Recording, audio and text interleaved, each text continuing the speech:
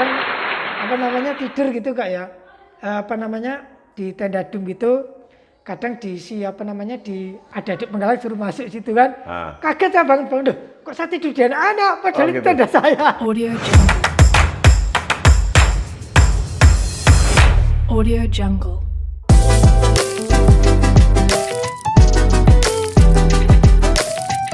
Assalamualaikum warahmatullahi wabarakatuh. Salam Kak Yano Bintang. Kali ini Kak Yano Bintang kehadiran pembina pramuka penggalang di kota Surabaya yang betul-betul telah berpengalaman dan sering membantu kegiatan-kegiatan di tingkat nasional, tingkat daerah, dan tingkat cabang serta di ranting, dan betul-betul suka untuk masuk keluar hutan dan sebagainya. Tentu menjadi pembina penggalang itu ada suka dukanya, ada senangnya, ada bahagianya, dan ada gangguannya, ada hambatannya, dan kita akan bincang-bincang dengan seorang pembina pramuka penggalang. Dia memang mahir penggalang, KML kursus mahir lanjutannya adalah kepenggalangan. Siapa dia? Dia adalah Kak Mirlianto. Selamat datang Kak Mirlianto. Terima kasih Kak Yatno atas undangannya. Luar biasa. Hari ini nggak bina ya? Kebetulan di masa-masa pandemi ini tetap membina Kak. Tetap tapi membina.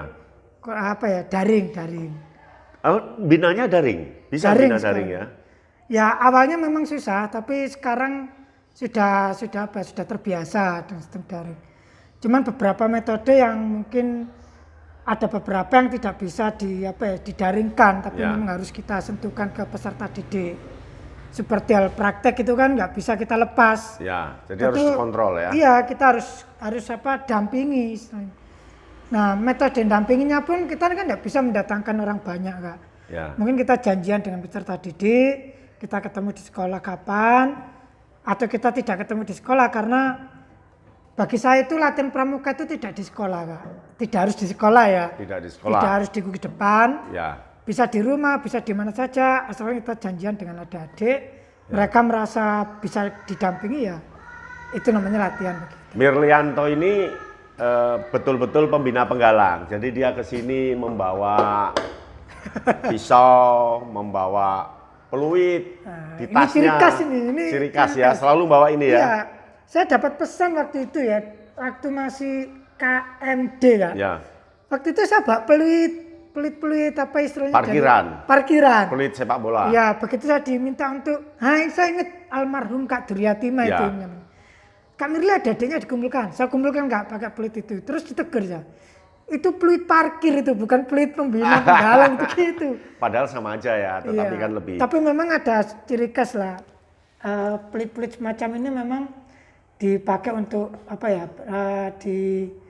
di dunia penggalang itu sudah mayoritas pakai ini daripada yang peluit plastik. Jadi ada bedanya. Ada bedanya. Dan kemana-mana juga bawa cangkir. Cangkir ini. Nggak ada isinya, tapi kemana dibawa. Karena saya suka ngopi ya Kak ya, jadi bawa ketapel. saja mesti ini. Bawa ketapel. Terus juga ada ini ada apa lagi? Disut coba, tasnya disut. Ya, mana? Apa? Jadi ini apa namanya magnet. Magasinya itu ibaratnya. Pelurunya itu. Ini bawa ini untuk ketapel ya. Iya. Ketapel. Tapi kan tidak untuk melukai orang lain. Oh, ya? Tidak. Luar biasa. Nah, tentu menjadi pembina penggalang, pembina pramuka penggalang ini ada suka dukanya. Sekarang sukanya apa sih? Sukanya gini Kak, kita ini bisa beraktivitas bersama adik-adik ya. Jadi hal-hal yang baru yang kita nggak ngerti, tapi adik-adik itu tahu, kita jadi tahu. Jadi tahu ya? Jadi tahu. Misalkan contoh aja yang apa namanya handphone ya, saat ini kan peserta didik ini lebih cenderung ke HP. Ya. Mereka bermain game lah. Pembina penggalang ini rata-rata nggak banyak tahu tentang game-game itu. Ketika kita bergaul dengan adik penggalang, kita ngerti. Jika hal-hal semacam itu bisa kita jadikan kegiatan. Jadi peserta didik itu sebenarnya pusat inspirasi ya? Betul. Menjadi inspirasi kita untuk melakukan kegiatan. Iya. Suka berikutnya? Suka berikutnya adalah kita merasa tidak kesepian lah. Kita selalu punya teman di mana-mana itu. Merasa punya teman. Iya. Di mana-mana. Jadi saya mau ke sini ketika melihat anak-anak yang usia penggalang, kita ajak ngobrol, mereka enak. Gitu. Enak, karena Sehingga kita sudah merasa penjiwaan, ya, ya. kita merasa seperti apa ya, kakak adik lah. Kakak adik. Iya, karena Terus sudah suka yang terbiasa. ketiga apa?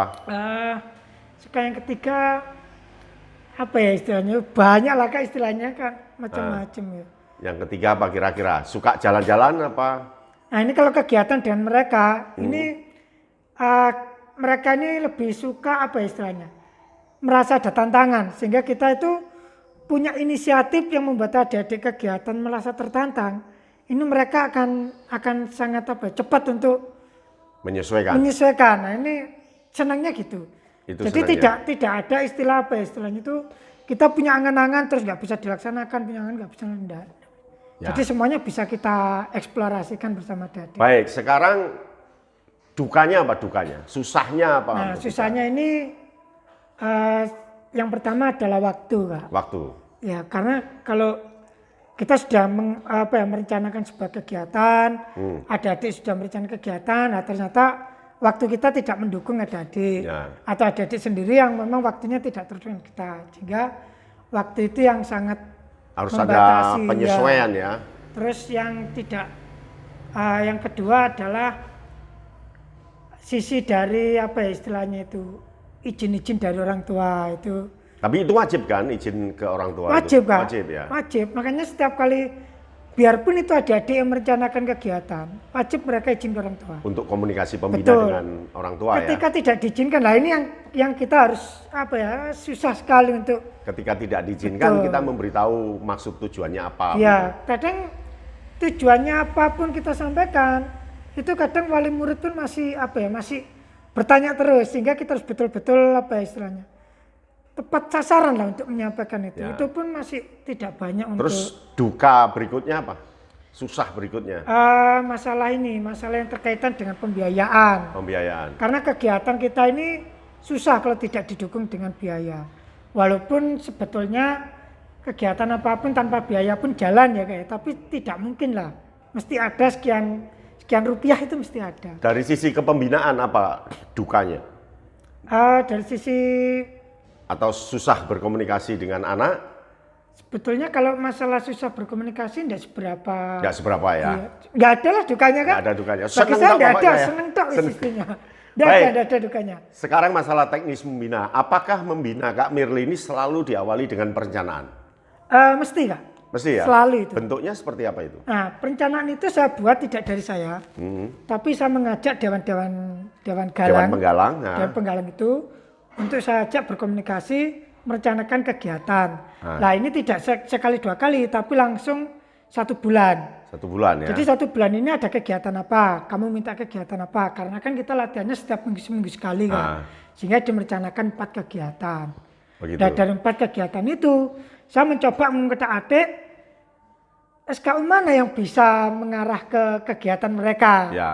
Sehingga ketika mereka minta kegiatan A, terus tidak ada target sasaran di SKU-nya ya, kan uspro lah ibaratnya kan. Ya. Sehingga saya udah adik, oh ini masuk ke SKU ini, masuk ke SKU ini. Masuk Baik, ketika membina, apakah sesuai dengan prosedur?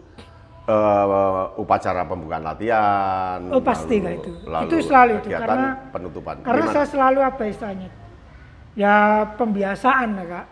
Karena saya melatih disiplin mereka itu kan tidak harus dengan PBB. Ya, Cukup mereka upacara itu saja sudah disiplin. pendisiplinan. Ya, itu saya pernah kak. Awal-awal itu pengalaman saya di sekolah yang lama kak ya itu 400 siswa itu saya jadikan beberapa dewan galang.